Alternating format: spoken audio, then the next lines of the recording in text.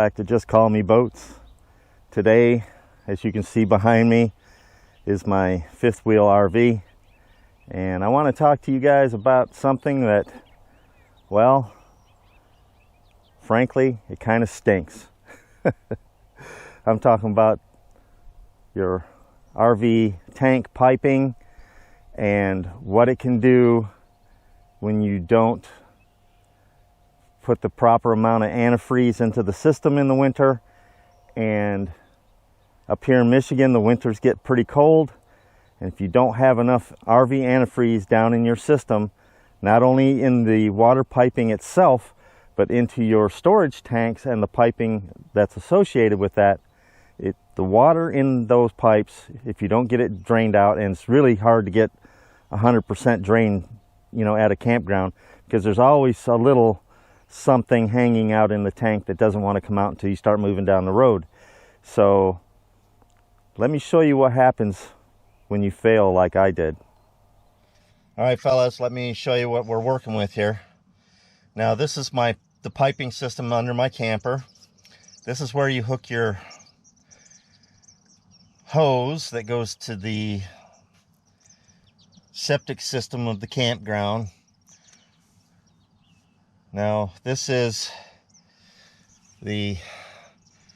pipe here is my gray tank. That pipe down here is the Galley tank. And this big one back here, well, that's the one that goes to the toilet. And as you can see, I have 3 blade valves, one here, and one on this other side. So let me show you what I'm talking about. If you look over here, you see all this goo on the pipe? Well, that's dish soap, and that's oozing out of the crack in the pipe. And a very similar situation is over here. That's all shower gel and shampoo and hand soap when you wash your hands, etc. So this project is going to call for taking this flange off and coming down here to where the crack stops, which is right about here, and cutting this pipe and replacing all of this, and the same on this other end. So I have all the parts I need. I have the new flanges, I have the replacement pipe, and I have the little slip collars that I can put on the pipe to attach it. Now, this is 1.5 ABS pipe. This can be found at most RV places that sell parts, or a RV mobile home store, which I have one about 7 miles from my home. So I got all the parts I needed from them. And oops. I set off my alarm on my truck when I rolled over here. So that's it. We're gonna get started on this. I'm gonna cut this, unbolt it from the flange, replace that, do the other side, and I'm going to take you guys along for the ride. So let's get started. Okay, fellas, to do this repair job, you're going to need to gather your supplies first. I'm going to be using a Sawzall today, and I'm going to try out this 18 tooth per inch blade. It's a very fine blade. I don't want to get in there and just rip that pipe all to shreds. I'm going to try using my little impact here. If this isn't feasible, then I go to the wrenches and the sockets. And of course I have adapters for the impact gun. Now, most importantly, you're going to need something to measure measure the length of pipe you're going to need and a way to mark it. So for this, I went and got a new valve because I know that I'm going to have to replace these flange fittings because the other ones are cemented in place and I'm not going to be able to get those apart. Oh, well, not right away anyway. They do make a tool that goes down inside there that will chew out the old pipe and leave you with a clean flange to re-glue to. I don't have that tool, not right yet anyway. Also, you're going to need some collars to slip over the ends of the pipe to glue them together, and of course the ABS cement. Make sure it's ABS cement, not PVC cement. And you're going to need a length of 1.5 inch ABS plastic pipe for replacement. So one other thing that I'm going to show you that I'm going to use so that I can get as square of cuts as I can possibly get, and I had to set it up all the way over here.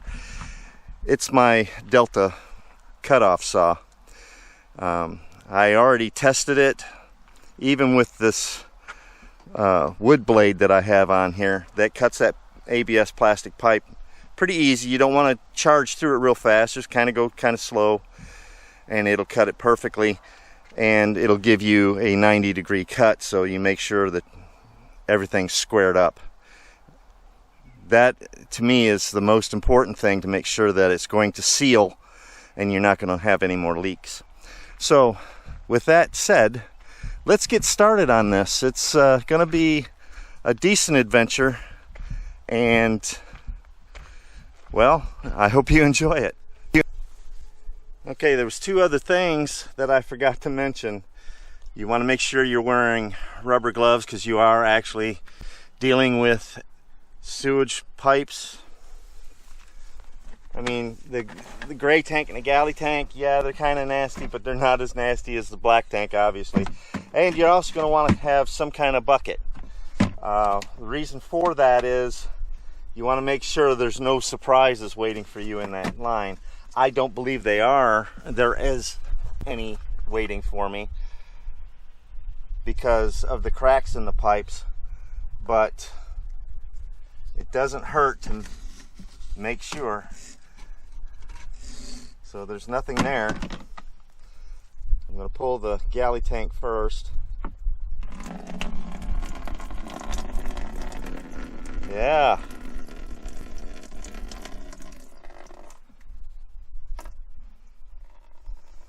Smells like dish soap and nastiness. Okay, that's drained.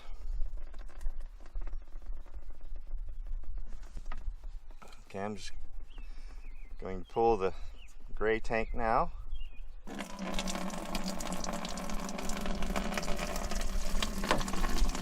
That would have been a big surprise.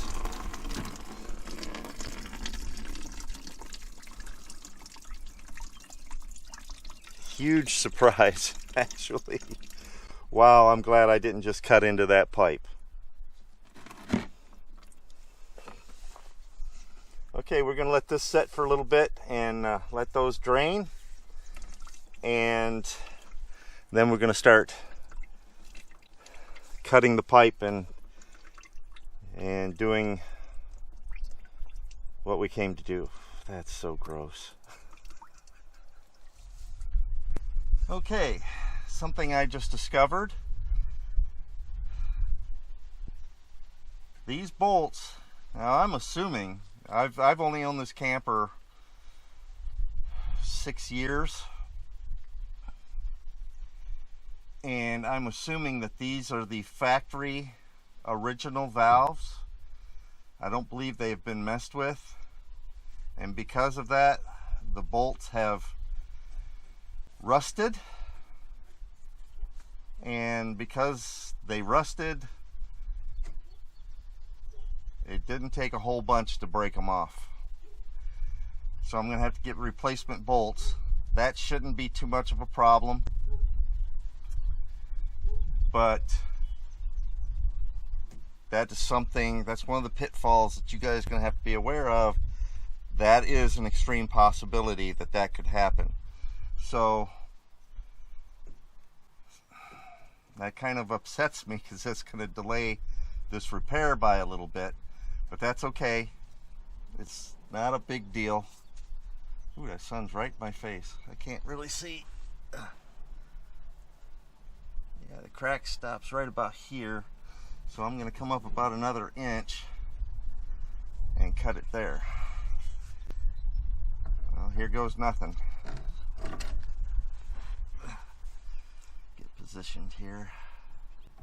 Now you want to go beyond the crack because, well, if you don't, it's just going to split out again.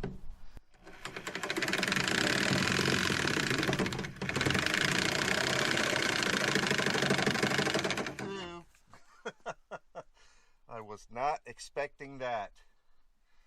Okay.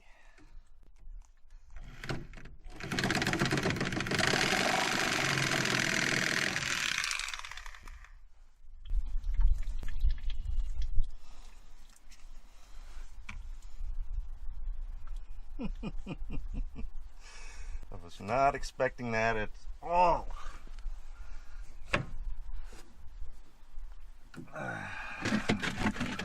Okay. Let's get all that goo out of there. That's all shower gel and hand soap. When I say it's the gray tank, this is the tank that the bathroom sink and shower goes into, and that's the only thing that feeds into this tank. So anything that is coming out of there, wow, really, is just that. It's just shower gel and hand soap.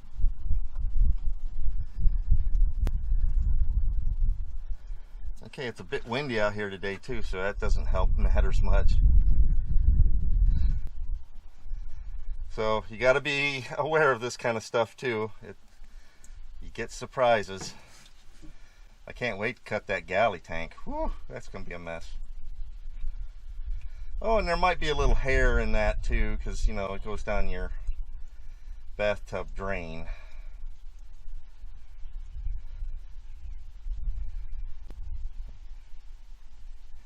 And if you guys have watched any of my videos, I've showed you how to change out your bathtub and shower enclosure.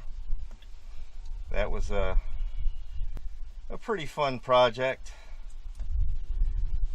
It actually took me a couple of days because, you know, you have to demolish before you can improve. All right, let's see if that's gonna drain out anymore. That almost hit me in the face.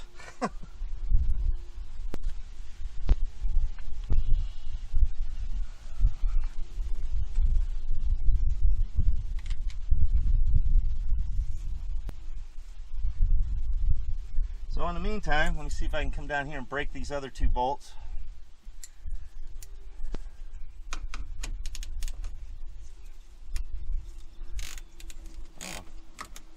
Oh, look at that.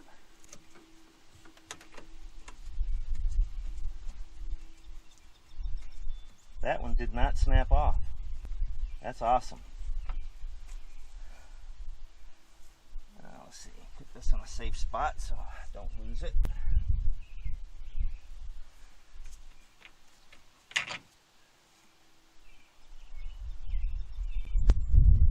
And it's good that one of those came out without breaking so that I can go get a replacement. I know what size to get. Now these are 3/8 nuts and 5/16 bolt heads. And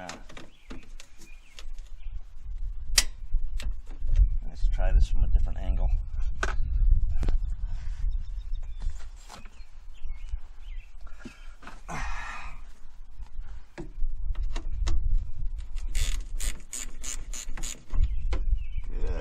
Another one just came right off. Awesome. That is awesome.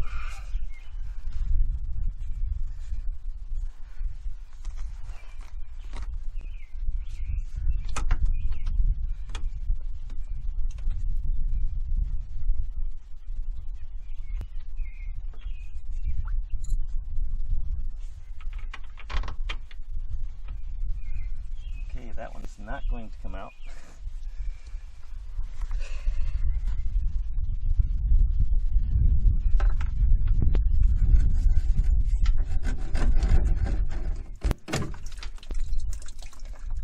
Maybe not.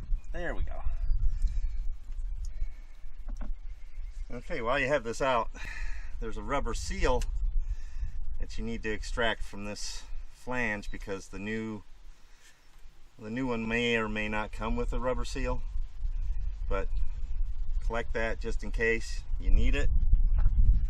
And I got to figure out a way to get those two broken off bolts out of there.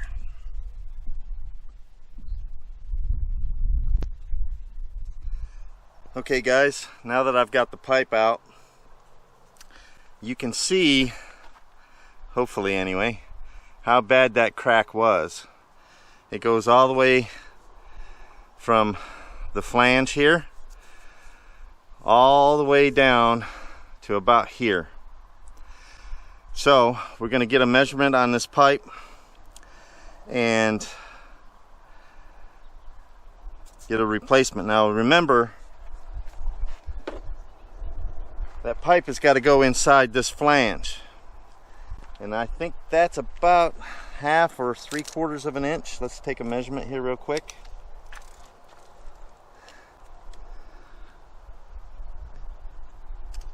Yeah, it's about 3/4 of an inch. I don't know if you can see that or not, but that's like a 3/4 of an inch. So you got to remember on both, if you're going to use a collar like this to attach the two pipes together, they're both, this one here is about 5/8 deep, and this one, like I said, is 3/4 of an inch deep. So you have to take that into account when you measure and cut your replacement pipe. So like I said, I tried this saw already just to square off the end of the pipe, because the place that I got it at, they just used a hacksaw and it was all jagged. It was worse than what I did with this, and it's not exactly straight. But also, you may want to get a little piece of sandpaper or something to clean up the edge of the pipe after you cut it. This here, I just rolled it off with my hand, but a piece of sandpaper would work just as well. I did have to beat that broken off piece of bolt out of the valve, so yeah, that wasn't fun. So let's take a measurement on our pipe here. Looks like given the length inside here, I've got right around 14.5 inches to the face of the flange here. So I'm going to cut it just a little bit shorter than that, because inside this little coupler, you see there's a little ridge down in there, so I have to account for that as well. And that is, let's see here, about 1/8 of an inch. So let me do some math and we'll get to cutting the pipe. Alright guys, I got the pipe cut, and we're going to go over and test fit it in place, make sure I got it right, because I have a bad history of measure 15 times, cut once, and still be wrong. Let's go ahead and give this a try. I have the utmost confidence that I got it right on the first try. Alright fellas, I forgot to turn the microphone on when I recorded this segment, so I'm doing a voiceover. Here's what I'm trying to explain. You get your ABS plastic cement, not PVC. It's two different plastics and they probably don't cross. So you have to clean your inside of your flanges and your coupler and the outside of your pipe. I'm going to use some isopropyl alcohol and a paper towel. So let's get that open, and what the heck, it's not opening. There it goes, we got it. All right, so you take your paper towel and you put a little of that isopropyl alcohol on it and just wipe the inside of the flange. Make sure that you get any debris or oils or greases that were put on there when it was manufactured. Make sure you get that all cleaned off. There's a little ridge down in the bottom of that flange. Make sure you get down in there and get any debris or anything out of that as well. On the coupler, you're going to want to clean the entire coupler on both sides, because it's easier to clean it now than it would be after it's on the pipe. And you're going to also want to clean the end of the pipe where the glue is going to adhere to it. So make sure you do both ends while you're doing it. And oh, there it is. So let's go ahead and get the glue opened up. Oh, that cap's on real tight. Let me go get my vice grips and get that lid cracked open, because I couldn't get enough of a grip out by hand to do it. So now that it's open, you see that there's a little brush on the end of that stick that's on the bottom of the cap. That's so you can apply the glue straight out of the can. I keep saying glue, it's cement. So anyway, you want to take it out. You don't need a whole bunch, just enough to, coat the entire surface on the inside of that flange and on the end of the pipe. Now that brush is it leaves about a 1/2 or 3/4 of an inch stripe of cement on the end of the pipe, so that's enough to do the entire flange. Make sure you push it in all the way to the bottom. Make sure it's bottomed out in there so that it makes a good seal. You're going to want to take a paper towel and wipe out any excess cement that's in there. You don't want that to harden in there and then create a ridge that water and debris can hang up on. You want to make sure that that pipe can free flow off, past that flange. And you also want to make sure that you didn't accidentally get any of the cement on the outside where the seal for the valve goes. So you make sure you don't have any cement on that as well.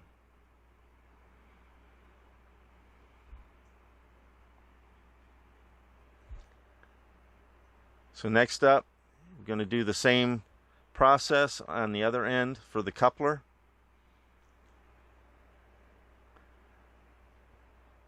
So let's go ahead and get that cement brush out again. Again, you're going to want to just put enough in there that you make sure that the entire surface is covered. And you're going to do the same thing to the pipe. Just swab it around there. Make sure you got, good coverage. Then just slip that on. Make sure you fully seat that coupler all the way to that little ridge on the inside of it, and you should be good to go. Take your paper towel, wipe out any excess cement. Make sure you get that good and clean.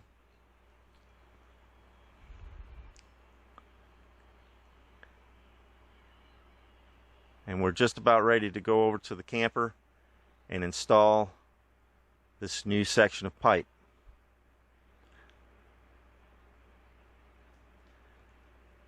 So I'm being extra thorough here to make sure that I don't have any excess glue in there, although I'm going to be gluing it anyway. So let's get over to the camper and get started. Okay, here's where it's going to get a little funny. So I got to get this valve in here too. And all the seals and what have you that go with it. So let's put the seal back on the flange here. If it'll go back on, come on. All right.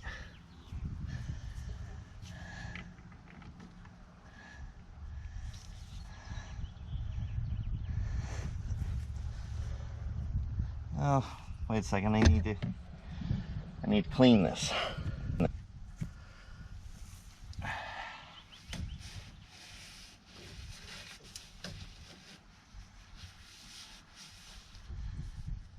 Okay, that constant dripping goo is going to be a problem.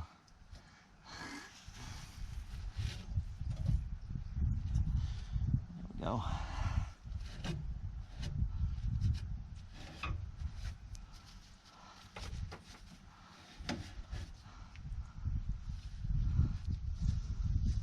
Let's see if I can get some of that out of there. All right.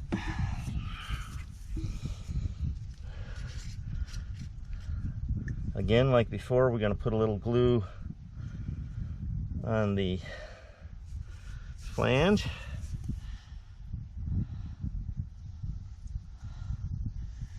And a little on the pipe.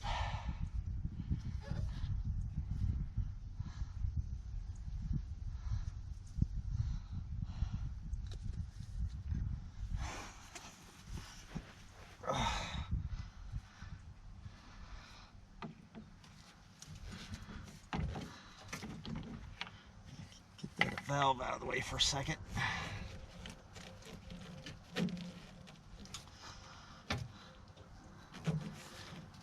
Now this glue sets pretty fast, so when you fit it all on there, you got to make sure you got it right, because you're not going to really move it a bunch after you get it.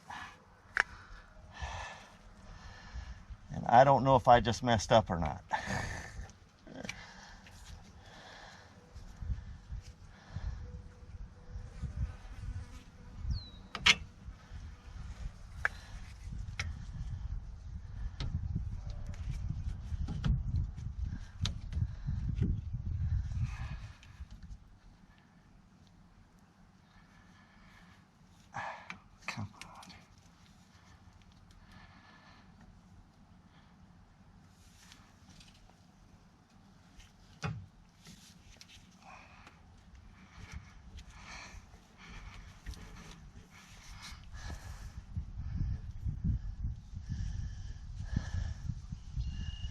Well, I'm not 100% positive I've got that sealed in there.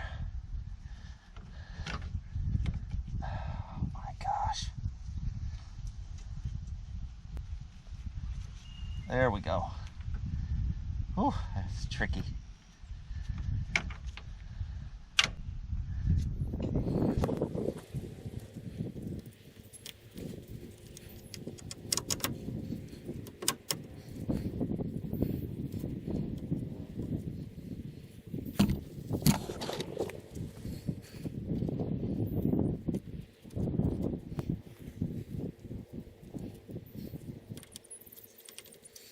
Yeah, I'm gonna have some problems with that, I think.